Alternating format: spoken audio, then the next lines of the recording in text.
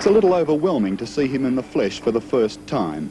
Tall and heavily built, he still has the physique of the boxing champion he once was. In any public gathering, he's head and shoulders above the crowd, and if that isn't enough to make him stand out, his reputation certainly is. The man who expelled 40,000 Asians from Uganda. The man who said Hitler was right when he murdered 6 million Jews. The man who is said to have liquidated up to 250,000 of his own people.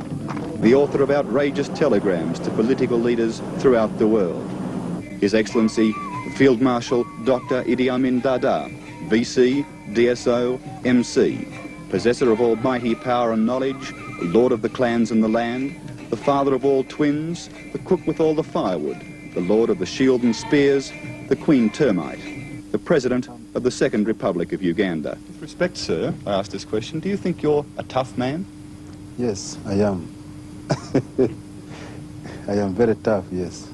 And I will never give up. If I wanted to do something, I will never change my mind. Is that a good or a bad thing in a political leader, toughness? Toughness is good because the people respect you, and tough man is a quality which you can find for the high command, because when he gives order, they know that that order is given by the strong man and must be obeyed.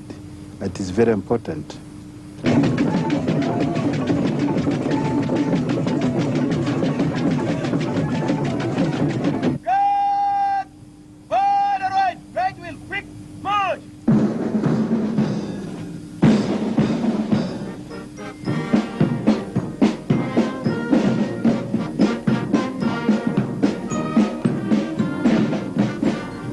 For a country which has supposedly thrown off the yoke of British colonialism, Uganda still retains a strong legacy from the days when it was an outpost of Queen and Empire.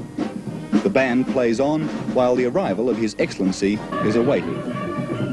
Idi Amin loves public ceremonies, especially when he's the centre of attention. And in Uganda, that's all the time.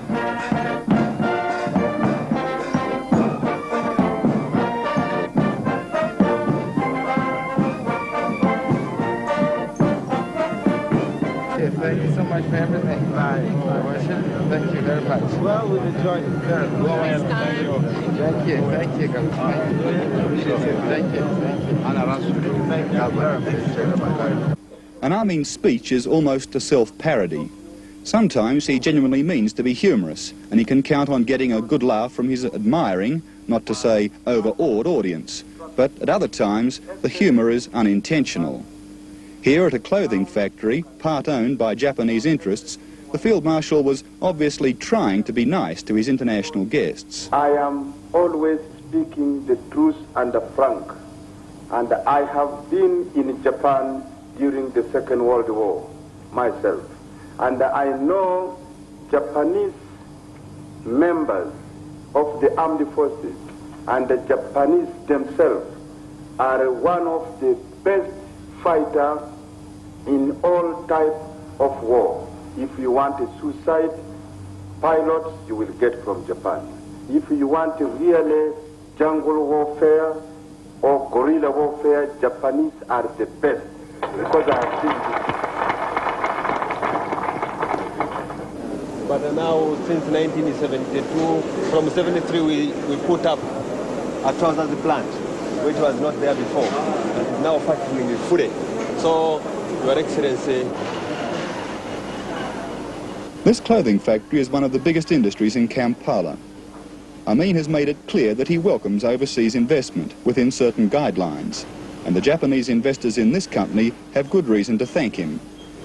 Since the departure of the Asians, with their stranglehold over distribution throughout Uganda, the company's profits have soared. Amin chalks it up as a significant victory in what he calls the economic war, which he began with the expulsion of the Asians. In Kampala, tall modern buildings and a boom in the construction industry are signs that the Ugandan economy is far from collapse. But the buildings are financed by international aid, much of it from Arab countries, and the external appearance of the city hides some serious economic problems in day-to-day life. Despite some press reports to the contrary, this is not a city or a country that's falling apart at the seams economically. In the streets of Kampala, the cars are modern and kept in reasonably good condition. And the shops too, once the economic stronghold of the Asians, seem to be reasonably well stocked and well run. Of course, that's not to deny that there are serious shortages here from time to time. Salt and sugar can be enormously hard to get, and we've found it very hard to get a beer in our hotel from time to time. But there's no poverty here. You won't see any beggars in the streets. And despite the fact that I may get impatient that only 1 out of the 3 lifts in our hotel has worked during the week we've been here, that perhaps is only a white man's impatience, not shared by native Ugandans. Some consumer items are enormously expensive, and the price of everyday essentials like flour and bread is very high.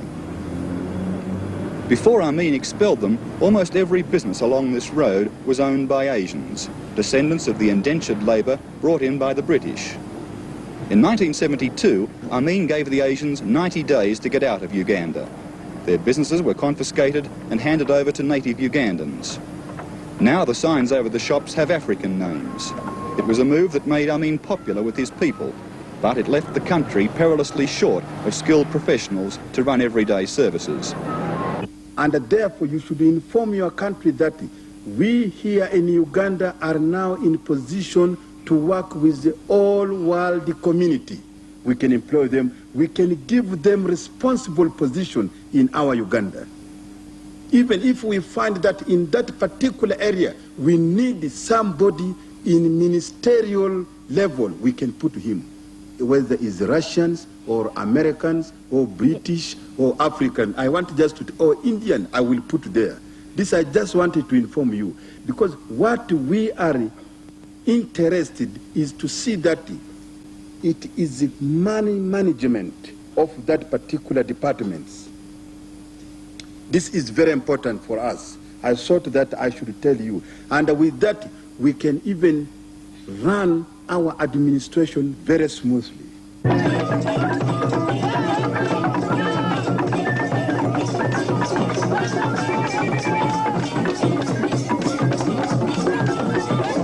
There's no doubt that whatever the rest of the world thinks about him, Idi Amin is popular with black Africans. His strident nationalism and the flamboyant, if somewhat crude way he criticises his old colonial masters has earned him admirers outside Uganda, who see in him a black leader who refuses to play the game by the white man's rules. And if that means that Uganda has to go without some of the benefits of the white man's society, that's all right too. Africans point to the richness of their own culture as something worth preserving, and which is imperiled by the imposition of Western-style governments and economic systems.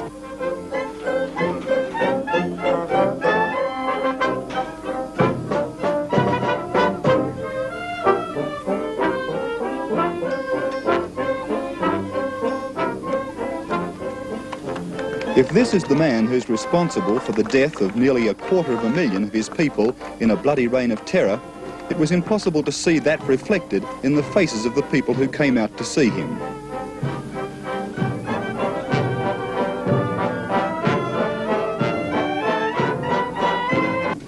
Ours was a carefully guided tour, and we were under constant observation by Amin's government officials. If there was any truth in the dark rumours about the early days of his regime, it seemed particularly unwise to pursue them. A political leader who wears a pistol during a television interview is a force to be reckoned with. You're a very popular leader with your own people. Yes. What do you think explains that?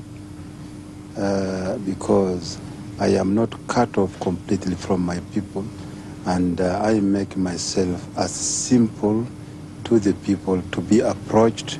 I can talk to them and I can solve their problem, and I can allow a group of the people to talk to me, put their complaint rather than being stopped by anywhere.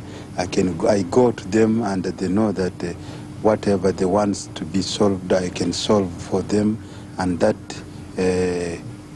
make them have a confidence in me. Do you maintain still a non-aligned status in world powers? Do you have a favourite, as say Russia versus America?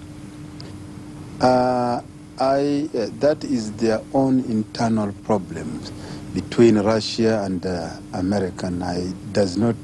I don't want to interfere there, because what I want from Russia should not be stopped by Russian, by American, and also I can buy anything, as I was saying here, that